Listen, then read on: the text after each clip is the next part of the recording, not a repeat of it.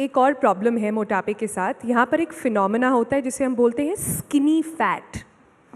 मतलब जो पतला दिख रहा है वो आदमी फिट ज़रूरी नहीं है कि हो, और जो मोटा दिख रहा है, जो स्लाइटली मोटा दिख रहा है, आपके सेलिब्रिटीज़ की तरह सिक्स पैक एब्स नहीं है, वो ज़रूरी नहीं है कि अनहेल्दी हो। डॉक्टर कौर, इस पर आप कुछ बताना चाहेंगी? बिल्कुल सही कहा सोनल जी आपने। जैसे कि डॉक्टर अशोक सेठ ने बताया कि इसकी डेफिनेशन जो हम फैटनेस की बताते हैं, एक तो हो गया बीएमआई, पर दूसरी इंपॉर्टेंट डेफिनेशन कि हमारी बॉडी में फ़ैट परसेंटेज कितना है। जो आपने बोला कि बाहर से तो पतला बट अंदर से, इसका इनफैक्ट एक टर्म है, टॉफ़ी बोलते हैं इसको हम, thin outside and fat inside. तो ये बहुत ही कॉमन है हमारे इंडियन पॉपुलेशन में, इसलिए लोगों को पता ही नहीं चलता कि वो मोटे हो रहे हैं। उनको लग रहा है हम तो ठीक ठाक हैं, हमारा वजन भी ठीक ठाक है।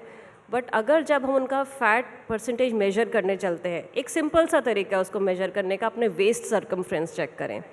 अगर आपकी वेस्ट सर्कमफ्रेंस मेल्स में अगर 90 सेंटीमीटर से ज़्यादा है या फीमेल्स में 80 सेंटीमीटर से ज़्यादा है, तो आप ऑलरेडी ओबीज़ हैं। एक बहुत ही इसको हम आसान भाषा में वेस्ट टू हिप रेशियो भी बता सकते हैं, जो कैलकुलेट करा जा सकता है। उसके बारे में थोड़ा बताइए। बिल्कुल।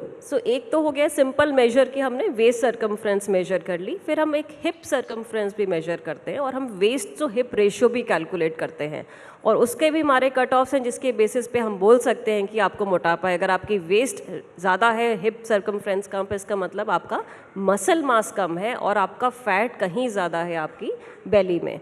तो एक बहुत ही इम्पॉर्टेंट है, क्योंकि एक मसल एक इम्पॉर्टेंट ऑर्गन है हमारी बॉडी का, जो आपको मेटाबॉलिकली हेल्दी रख सकता है। जब ये मसल पतली हो जाती है और इनफैक्ट मसल की क्वालिटी पुअर हो जाती है, जब उसमें बहुत सारा फैट डिपॉजिट हो जाता है, यही आपको प्रोन बनाता है आगे चल के बीमारियों को, जैसे कि diabetes, heart disease and number of metabolic disorders.